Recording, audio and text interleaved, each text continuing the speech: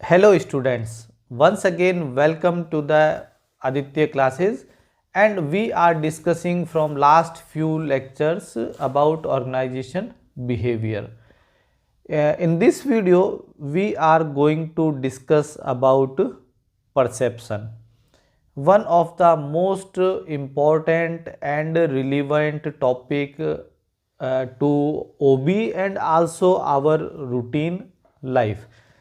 This is Dr. Vineet Mathur, and in this video we are going to discuss about perception. What exactly perception is? तो मैं आपको एक बात बताता हूँ कि शाहरुख खान साहब ने एक मूवी बनाई जिसका नाम था my name is Khan and I am not a terrorist.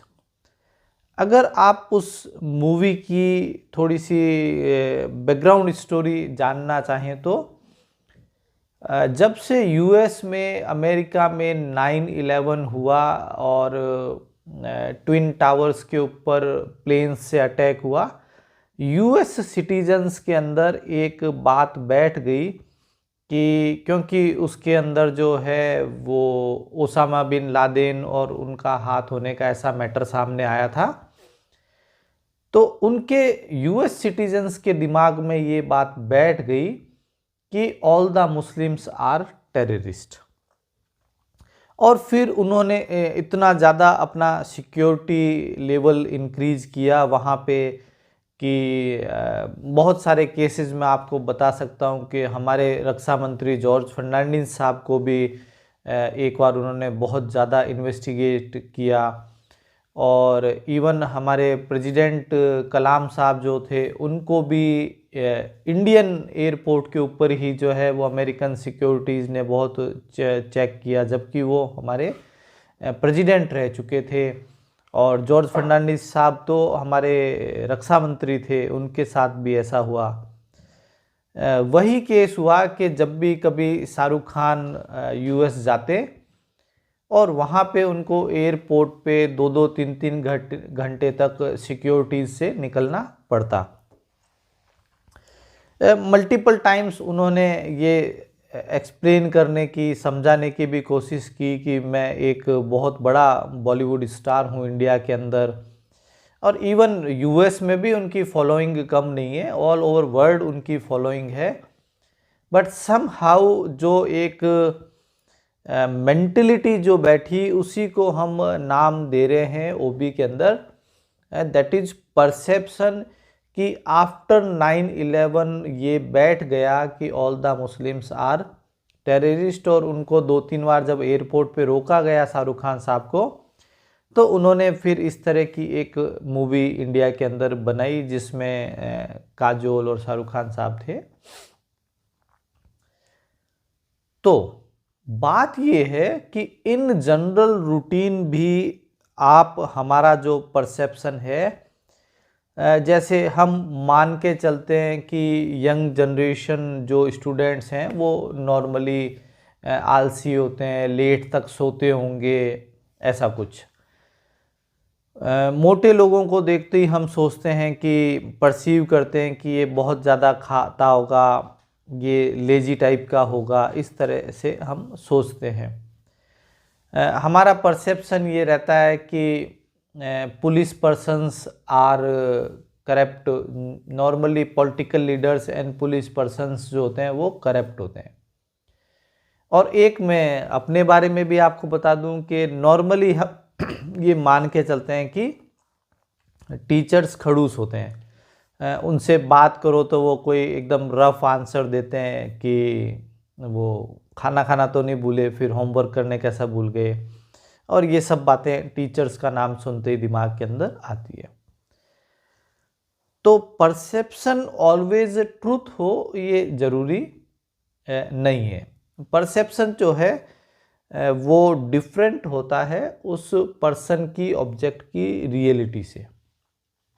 Now अब अपन ट्राई करते हैं परसेप्शन को एक डेफिनेशन के अंदर बात करने की।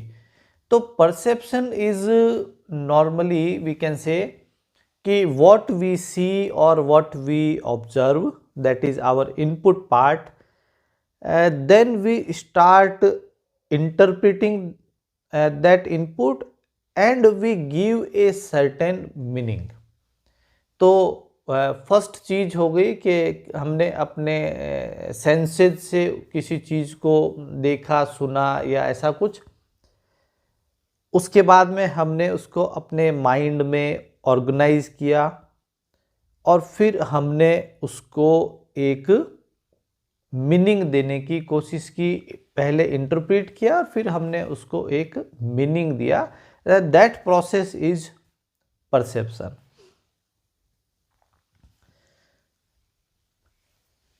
There are basically three factors those can influence or affect the overall perception।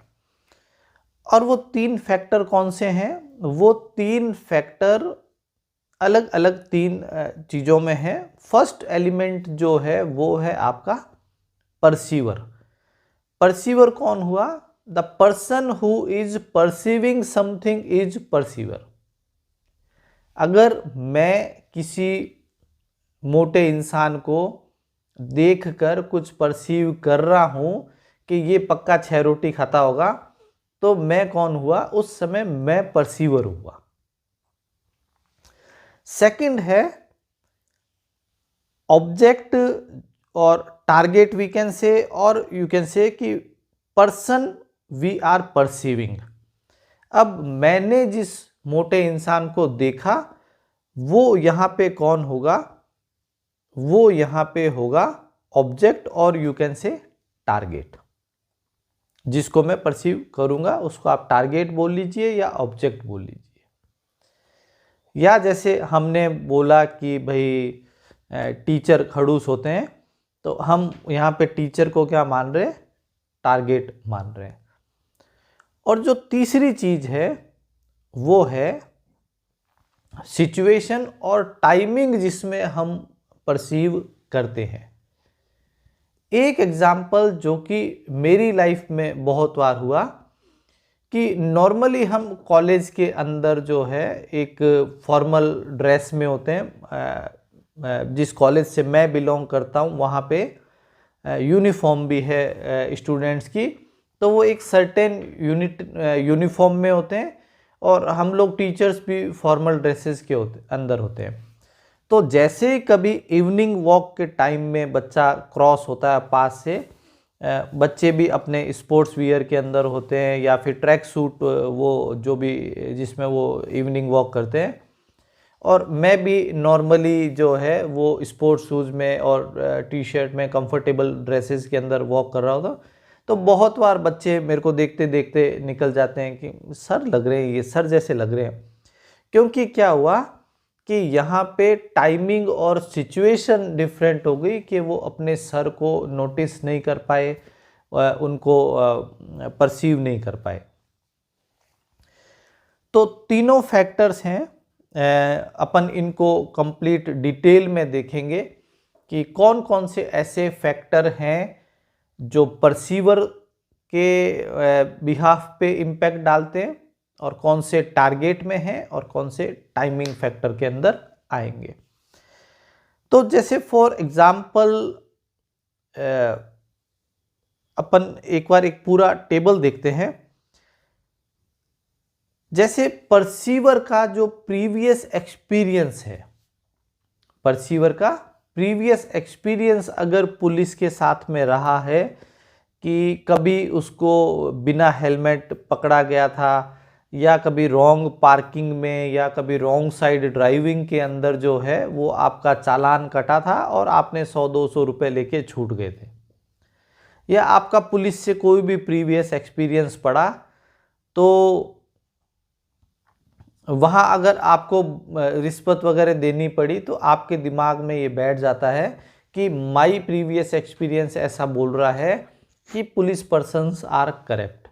या फिर आपको अपनी स्कूल कॉलेज लाइफ में जितने भी टीचर मिले वो सारे के सारे खड़ूस थे, तो आपको ऐसा लगता है कि टीचर सारे जो हैं वो खड़ूस होते हैं। तो जो फर्स्ट पॉइंट आ रहा है किसमें, परसीवर के अंदर, वो हम क्या देख रहे हैं कि वो उसके प्रीवियस एक्सपीरियंस से आ रहा है। अभी हम एक कंप्लीट डायग्राम की तरफ बढ़ रहे हैं।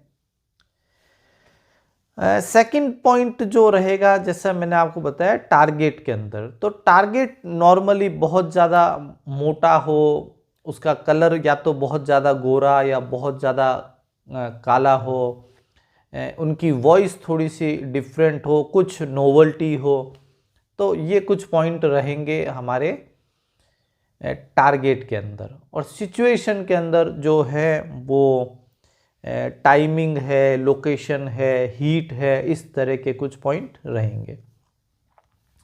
अब इन सारों को अपन वन बाय वन डिटेल में डिस्कस करते हैं। ये वो डायग्राम है जहां पे आप देखिए कि 3 ऐसे फैक्टर्स हैं जिनका इन्फ्लुएंस आ रहा है, और अपन इसको स्टार्ट करते हैं। सबसे पहले वहीं से मैं स्टार्ट करूंगा कि जो परसीवर के अंदर फैक्टर है, एक है आपका एक्सपीरियंस, कि आपका प्रीवियस एक्सपीरियंस उस पर्सन के साथ या उन सिचुएशन के साथ में क्या रहा है। अगर आपको आपकी लाइफ में सारे पुलिस पर्सन्स करप्ट मिले हैं, या आपका कोई भी एक्सपीरियंस अगर डिफेंस के लोगों से रहा है, आर्मी, नेवी, एयरफोर्स में आपके कोई रिलेटिव या फ्रेंड्स वगैरह हो, तो हम ये मान के चलते हैं कि normally defence persons are somehow authoritative and commanding type के होते हैं। ठीक है, ये क्या है, ये हमारा परसेप्शन है। तो वो किससे बना, वो प्रीवियस एक्सपीरियंस से बनता है कि आप जिन भी कभी आर्मी ऑफिसर से मिले होंगे और वो थोड़े से ऑथोरिटिव या कमांडिंग है, तो हमारा ये परसेप्शन बन जाता है। एक है हमारा एटीट्यूड। हमारा एटीट्यूड का क्या डेफिनेशन था कि हमारी लाइकिंग और हमारी डिसलाइकिंग। अगर आपका एटीट्यूड किसी चीज़ के लिए नेगेटिव है, तो आप ये पक्का मान के चलो कि फिर आप उसको अपना नेगेटिव परसेप्शन ही डेवलप करते हो। और अगर आपका एटीट्यूड उस काम के लिए पॉजिटिव है, तो आप उसके लिए जो है एक पॉजिटिव परसेप्शन डेवलप करोगे। Motive, interest and expectations. Motive के अंदर मैं आपको बताऊं, और एक इंटरेस्ट। एक बार हमारे को कॉलेज को कोई एक क्लासिकल म्यूजिक के सिंगर आए हुए थे, तो उनके शो का इनविटेशन मिला। तो मैं कुछ स्टूडेंट्स के साथ में वो क्लासिकल सिंगर को सुनने के लिए मैं गया। जो भी हमारे स्टूडेंट थे, 25-30 अराउंड स्टूडेंट्स को लेके हम लोग वहाँ पे पहुँचे। तो क्या हुआ कि उन 25 स्टूडेंट्स में से आप ये मान लो कि approximately 23 student and including my self, हमको उन सिंगर को सुनने में कोई इंटरेस्ट नहीं आ रहा था, और हम सबको लग रहा था कि ओ बाय गॉड, क्या बोर ये सिंगर हैं। और मैंने उस पूरे क्लासिकल म्यूजिक वाले जो भी वो सिंगर थे, वो कोई राग गा रहे थे। मेरे को क्लासिकल म्यूजिक का इतना नॉलेज नहीं है, तो मेरे को वो राग और वो सब चीज़ें जो है वो बिल्कुल इंटरेस्ट नहीं आ रहा था। और मैंने जो परसीव किया, वो क्या परसीव किया कि भाई ये क्लासिकल सिंगर ऐसे बोरिंग टाइप के ही होते हैं। वेयर एज 2 स्टूडेंट ऐसे थे जो अपनी यंग एज से, स्कूल डेज से और कॉलेज डेज तक उन्होंने क्लासिकल सिंगिंग को लर्न किया था, और म्यूजिक में उनका इंटरेस्ट था। तो उन 2 जनों ने वो शो कंप्लीट होने के बाद में बोला, अरे सर थैंक यू, वाह क्या गजब का शो था, मज़ा आ गया। अब ये क्या हुआ कि हमारा परसेप्शन डेवलप हुआ बिकॉज ऑफ आवर इंटरेस्ट। और मेरा इसलिए डेवलप यहाँ पे नहीं हुआ क्योंकि मेरा वहाँ पे इंटरेस्ट नहीं था। एक और चीज़ है कि how we perceive, that is motive. Normally when we are watching cricket, अपना एक ही मोटिव होता है और वो मोटिव है एंटरटेनमेंट, एंटरटेनमेंट, एंटरटेनमेंट। आप जब भी कभी क्रिकेट देख रहे होते हैं, कोई बैट्समैन आया और उसने मान लीजिए कि 2 चौके और 2 जो है 6 3-4 बॉलों में 5 बॉलों में लगा दिए, तो अपने को ये लगा कि भाई अप्रोक्सीमेटली 4-5 बॉल के अंदर जो है वो 25 रन के आसपास आ गए, और अपने को बड़ा एंटरटेनमेंट सा लगता है, हा मज़ा आ गया साहब।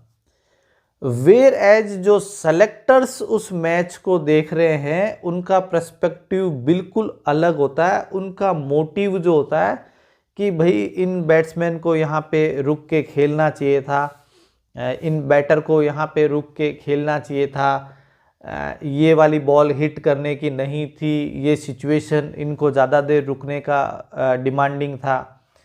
तो यहाँ क्या हुआ कि उसी बैट्समैन को आपने एक अच्छे बैट्समैन, एक अच्छे बैटर के हिसाब से परसीव किया, और वेयर एज उसी बैटर को सेलेक्टर्स का मोटिव था, जो फ्यूचर टीम को सेलेक्ट करने के हिसाब से देख रहे थे, वो बैटिंग एबिलिटीज़ को देख रहे थे, उन्होंने उनको एक रॉन्ग बैट्समैन की तरह परसीव किया।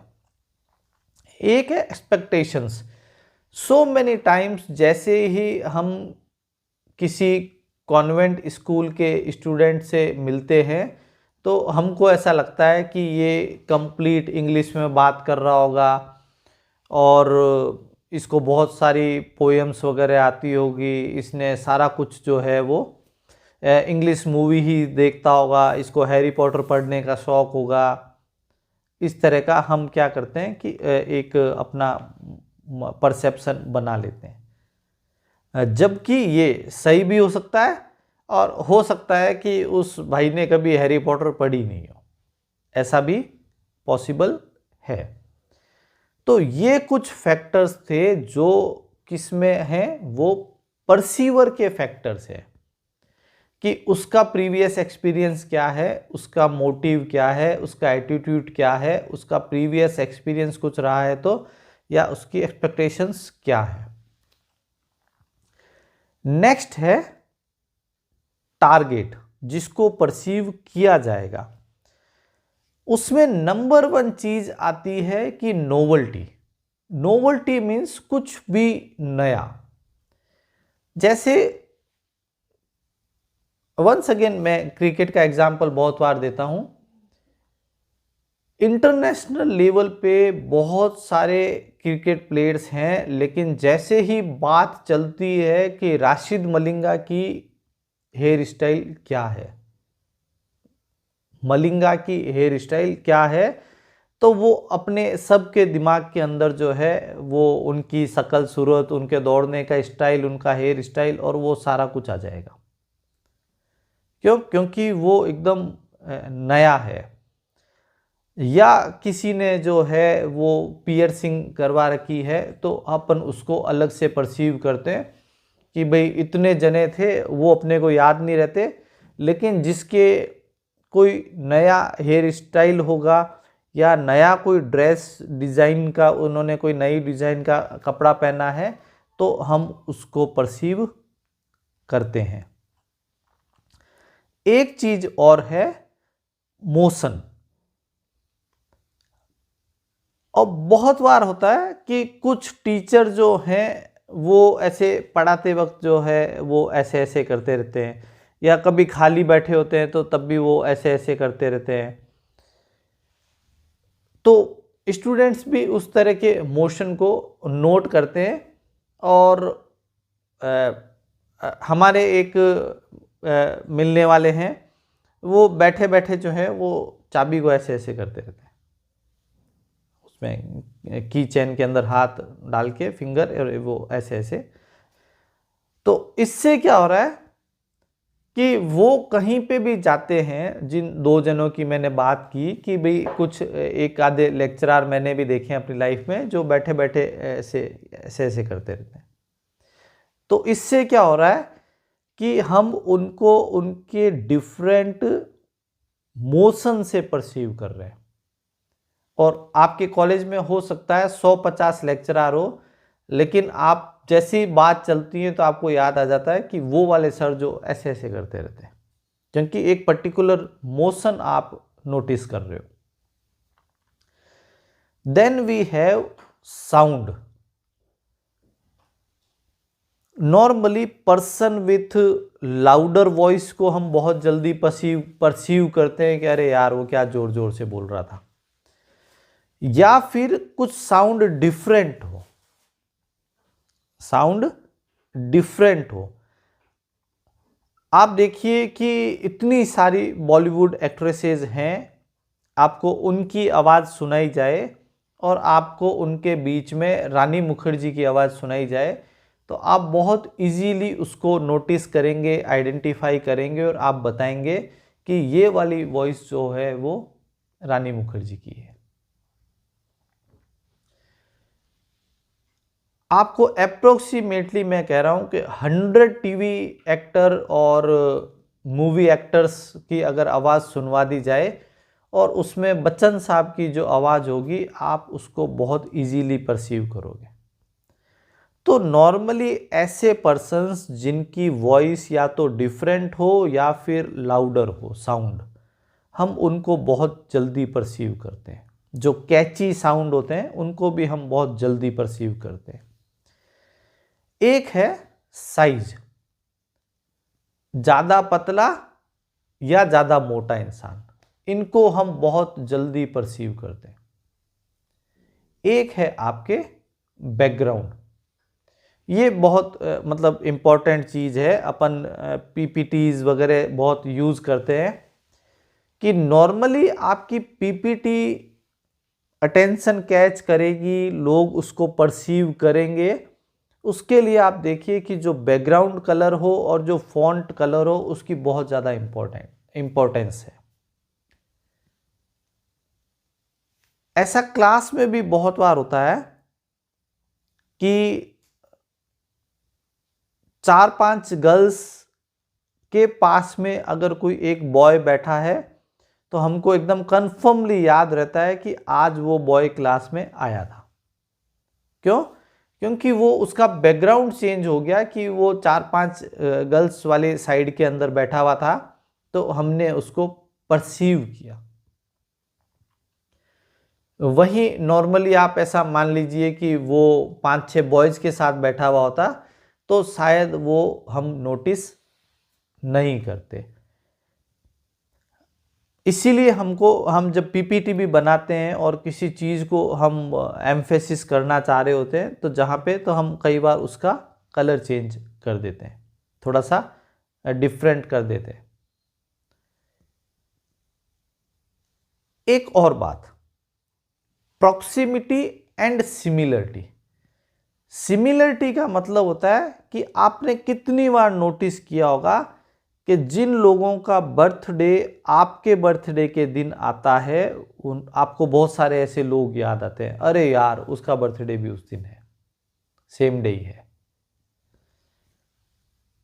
अपने कॉलेज में अपनी क्लास के अंदर किन स्टूडेंट्स के पास में सेम वही हैंडसेट है मोबाइल का जो आपके पास है, आपको वो सारे बच्चे ध्यान होते हैं। और अगर आप सेम कलर का सेम ब्रांड का व्हीकल यूज़ कर रहे हैं तो वो भी आपको याद रहता है कि हाँ उसके पास में सिल्वर कलर की एक्टिवा है।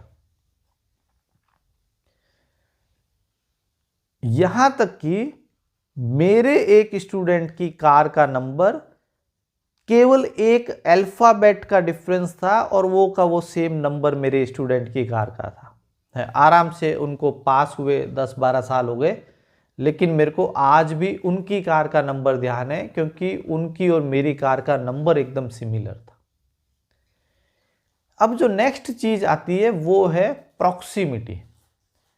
प्रॉक्सिमिटी का मतलब हुआ कि नॉर्मली मेरे को मेरे घर के आसपास या फिर मेरे रिलेटिव्स के घर के आसपास जो स्टूडेंट रहते हैं उनका होम एड्रेस भी मेरे को ध्यान होता है कि अच्छा अच्छा अच्छा, वो मेरे चाचा के घर के आसपास में आपका घर था, ठीक है। इनिशियल इंट्रोडक्शन क्लासेस में या फिर एडमिशन टाइम पे कभी बात हुई हो स्टूडेंट से, तो क्योंकि वो प्रॉक्सिमिटी थी कि वो एक पर्टिकुलर जगह वो रह रहा था, तो उनका, जबकि बहुत सारे स्टूडेंट होते हैं हंड्रेड्स में, तो वहाँ पे 4-5 ऐसे निकल ही जाते हैं, तो उनका एड्रेस हमको याद हो जाता है, वो बच्चे याद हो जाते हैं कि अच्छा वो था। ये क्या है? ये प्रॉक्सिमिटी है। तो ये जो सारे फैक्टर हमने डिस्कस किए, ये किसका पार्ट थे? ये पार्ट थे टारगेट का। अब हम लेते हैं third thing, that is situation, या उसको आप टाइमिंग बोल लीजिए। किस टाइम आप परसीव कर रहे हैं? वर्क सेटिंग और सोशल सेटिंग मैं आपको बताता हूं। जैसे मैंने अभी इसके ही इंट्रोडक्शन में वो बात आपको बोली थी कि बहुत सारे स्टूडेंट्स मेरे को इवनिंग वॉक टाइम में परसीव नहीं कर पाते हैं और मैं साइड से चला जाता हूं और उनको पता भी नहीं चलता। और इवन सेम थिंग कि सोशल सेटिंग की अगर हम बात करें कि किसी मैरिज पार्टी में, किसी फंक्शन के अंदर, कोई बर्थडे पार्टी में सपोज कोई स्टूडेंट भी आया हुआ है और वो बिल्कुल एकदम जोरदार तैयार होके आए, क्योंकि मैंने आपको बताया कि हमारे कॉलेज के अंदर यूनिफॉर्म है, तो पार्टी में बच्चे जो है वो पार्टी वियर कपड़ों में होते हैं स्टूडेंट, तो हम सो मेनी टाइम्स उनको बिल्कुल भी परसीव नहीं कर पाते हैं, क्योंकि वो एक डिफरेंट सेटअप में होते हैं, डिफरेंट सोशल सेटअप में होते हैं। इसी चीज को आप रिवर्स भी कर लीजिए कि एक 100 स्टूडेंट, 50 स्टूडेंट की क्लास के अंदर सेम यूनिफॉर्म पहने हुए बच्चे बैठे हुए होते हैं। अचानक से उनमें से कोई बच्चा जब एक बार पार्टी में, कभी पार्टी वियर में आके मिलता है, हेलो सर आप कैसे हैं, यहाँ कैसे आना हुआ, आपके भी कोई कॉमनली नॉन है क्या, तो उस दिन के बाद में रिवर्स होता है कि हम उसको अपनी वर्क सेटिंग के अंदर, वो उनको कॉलेज में भी हम परसीव करने लगते हैं कि हाँ ये वो वाला बॉय है।